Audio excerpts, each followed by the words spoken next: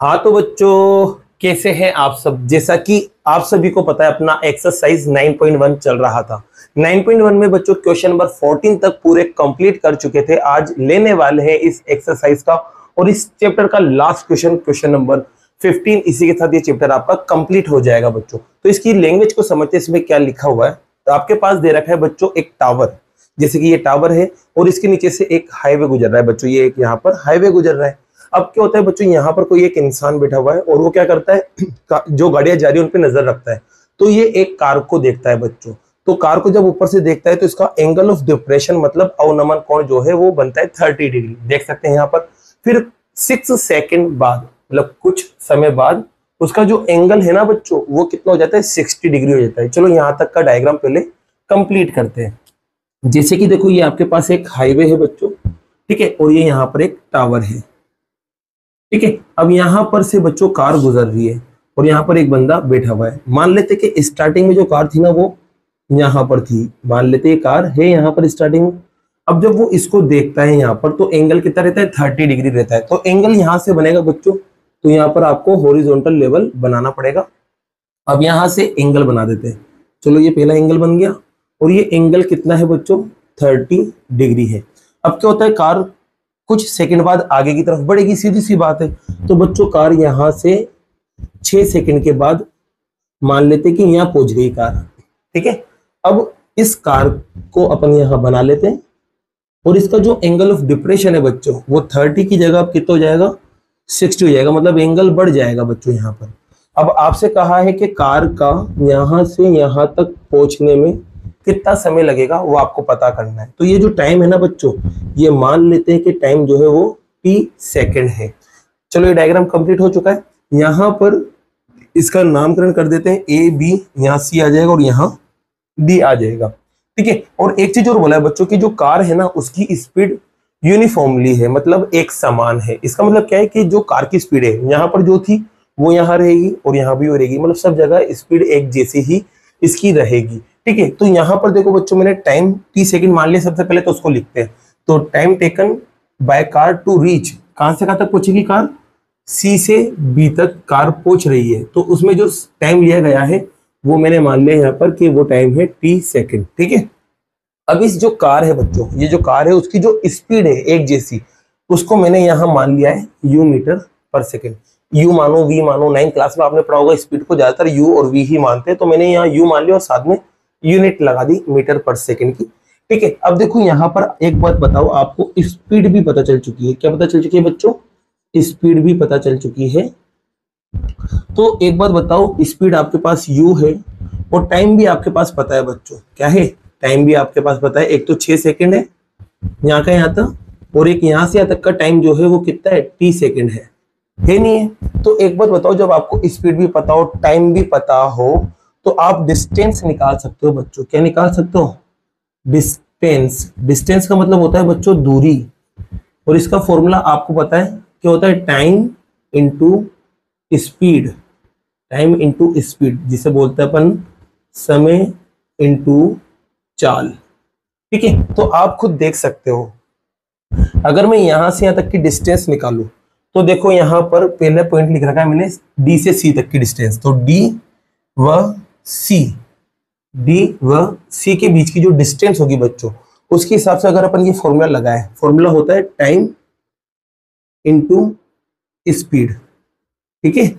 तो देखो यहाँ पर अगर बात करें डी और सी का जो टाइम है वो कितना है, 6। तो ये टाइम की जगह तो 6 लिख देंगे। और स्पीड जो है आपने क्या मानी सभी की, u, क्योंकि यहाँ की स्पीड भी u रहेगी और यहाँ की स्पीड भी u रहेगी। तो स्पीड की जगह आपके आ जाएगा u, दोनों को मल्टीप्लाई करेंगे बच्चों तो यहाँ जाएगा 6u। और बच्चों देखो यहाँ पर सेकंड के साथ जो यूनिट आता है ना वो आता है मीटर, तो यहाँ मीटर लगा देंगे। तो आपको पता चल चुका है कि यहाँ से यहाँ तक की जो डिस्टेंस है वो कितनी है बच्चों, 6u है, ठीक है। अब ऐसे बच्चों C से B तक की डिस्टेंस निकालते हैं। तो यहाँ लिख देंगे C और B के बीच की डिस्टेंस निकालेंगे। तो बच्चों फॉर्मूला ये रहा, टाइम इंटू स्पीड। तो टाइम आपको पता है, टाइम कितना है, t है, इस बार टाइम t है, और स्पीड तो सभी जगह क्या रहेगी, सेम रहेगी। तो स्पीड u आ जाएगी। तो मल्टीप्लाई करेंगे तो बच्चों आपके पास आएगा tu, और ये इस डिस्टेंस है मतलब दूरी है, तो क्या लगा देंगे पीछे फिर से मीटर लगा देंगे। तो ये पता चल चुका है आपको कि ये वाली जो डिस्टेंस है वो टी यू है। तो बच्चों देखो, आपने टाइम दे रखा था, आपने डिस्टेंस यहाँ निकाल ली, तो ये वाली डिस्टेंस 6u है और ये वाली tu है। तो पूरी कितनी होगी बच्चों, पूरी की पूरी। तो पूरी निकालने के लिए बेटा आप क्या करेंगे, इन दोनों को प्लस कर देंगे। तो 6u में tu को आप प्लस करेंगे तो यहां से यहां तक की डिस्टेंस आपको मिल जाएगी बच्चों। ठीक है, तो ये आपका पूरा काम हो चुका है। और एक बात और, जब लाइन पैरेलल होती है मतलब समांतर, तो लाइन एक और लाइन इसे काटे तो जेड शेप वाले जो एंगल होते हैं जिन्हें बोलते हैं अल्टरनेट इंटीरियर एंगल, अंतः एकांतर कोण, वो आपस में बराबर होते हैं ना। तो एक बात बताओ, ये जेड बन ही रहा है, दो दो बन रहे हैं, देखो एक तो यहाँ बन रहा है और एक यहाँ बन रहा है। तो ये 30 वाली लाइन है, तो ये 30 यहाँ पर आ रही है, तो ये भी 30 होना ही चाहिए। ठीक है, और अगर ये 60 है तो यहाँ पर ये लाइन जो है बच्चों ये 60 पे आ रही है, यहाँ तक देखो 60 है, तो ये भी कितना होना चाहिए, 60 होना चाहिए, क्योंकि एंगल आपके पास ट्रायंगल के अंदर आना चाहिए। ठीक है, तो यहाँ पर ये हो चुका है बच्चों। तो देखो यहाँ से मैं दो ट्रायंगल को अलग कर लेता हूँ, यहाँ पर इसको रफ करते हैं और दो ट्रायंगल यहाँ निकालते हैं। तो ट्रायंगल पहला जो है बच्चों वो ये रहा, ए बी और यहाँ पर देखो सी है, और यहाँ 90 बनेगा। तो एक तो यहाँ निकाल लेते अपन अलग से, ए बी और सी। ठीक है, यहाँ की डिस्टेंस आप देख सकते हैं क्या है, टी यू, यहाँ पर है 90, और यहाँ एंगल कितना है बच्चों, तो एंगल है यहाँ पर 60 डिग्री। ठीक है, आप देख सकते हैं। अब एक और एंगल आ रहा है 30 डिग्री, और वो आ रहा है ट्रायंगल ए बी डी के अंदर। तो यहाँ पर फिर से आप दूसरा ट्रायंगल बनाएंगे जिसका नाम है ए बी और डी। ठीक है बच्चों, डी पे कितना है, 30 डिग्री है, और यहां से यहां तक की डिस्टेंस क्या निकली है, वो निकली 6u प्लस tu, और यहाँ आएगा 90। तो आप देख सकते हैं बच्चों, इन दोनों ट्रायंगल के अंदर ए बी क्या आ रहा है, सेम आ रहा है। देख सकते हैं ए बी दोनों में सेम आ रहा है, तो दोनों से ए बी को निकाल लो और लास्ट में दोनों को बराबर कर दो। ऑटोमेटिक ये जो टाइम है ना आपकी गोद में आ जाएगा, आपका आंसर बन जाएगा। तो यहाँ पर क्या करते हैं, दोनों से मैं ए बी को निकालता हूँ। तो पहले पकड़ते हैं इस वाले ट्रायंगल को, ट्रायंगल का नाम है बच्चों एबीसी। तो लेते हैं इन ट्रायंगल एबीसी, त्रिभुज एबीसी में बच्चों ए बी को ऊपर रखेंगे और बीसी को नीचे रखेंगे। ये होता है बच्चों परपेंडिकुलर, जिसे बोलते हैं आप लंब। ये होता है बेस, जिसे बोलते हैं आप आधार। तो परपेंडिकुलर अपॉन बेस या फिर लंब बटा आधार, देखो दोनों में ही देख सकते हो। इंग्लिश मीडियम वाले देखेंगे तब भी 10 दिखेगा, और लंब बटा आधार हिंदी मीडियम में देखेंगे जब भी 10 दिखेगा। तो यहाँ आएगा 10। एंगल कितना है, 60, तो यहाँ 60 लिख देंगे। अब यहाँ देखो बच्चों, A B as it is, BC की बात करें तो बीसी आपके पास था टी यू, और 1060 जो था, 1060 की वैल्यू आपको याद होना चाहिए क्योंकि रूट 3।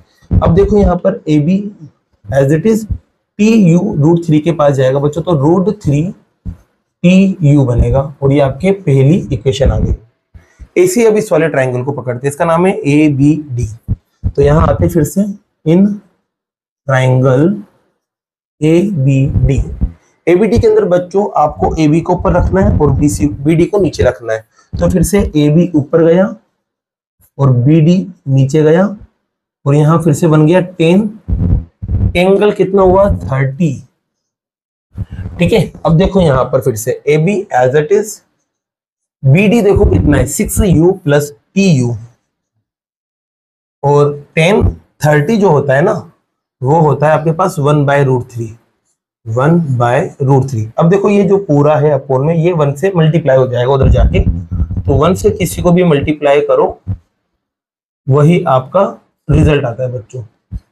ठीक है, ये आपके पास कौन सी इक्वेशन आ गई, दूसरी इक्वेशन आ चुकी है। अब देखो बच्चों पहली और दूसरी इक्वेशन से, by equation first and second, समीकरण 1 व 2 से आप देखोगे कि इसका LHS भी AB है, इसका LHS भी AB है, तो दोनों के LHS सेम है, तो ये दोनों रिजल्ट आपस में बराबर होंगे। तो रूट 3 TU को आप बराबर कर सकते हैं 6u plus TU upon root 3।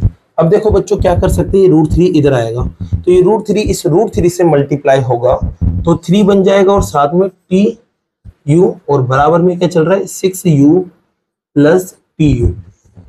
अब आपको करना क्या है बच्चों, ये TU वाला इधर भी है और TU वाला इधर भी है, तो TU को एक तरफ लेके आ जाओ। तो यहाँ बचा आपके पास 3 टी यू, और ये टी यू इधर आया तो माइनस का हो जाएगा, और बराबर में आपके पास बचा रहेगा यहाँ 6u। अब देखो बच्चों, ये तो 3tu है और ये 1tu है, तो 3 में से 1 गया तो 2tu बचा और बराबर में 6u। आपको निकालना था बच्चों t को, टाइम को निकालना था, तो t को यहाँ रखते हैं, बाकी 2 और u के लात मार देते हैं।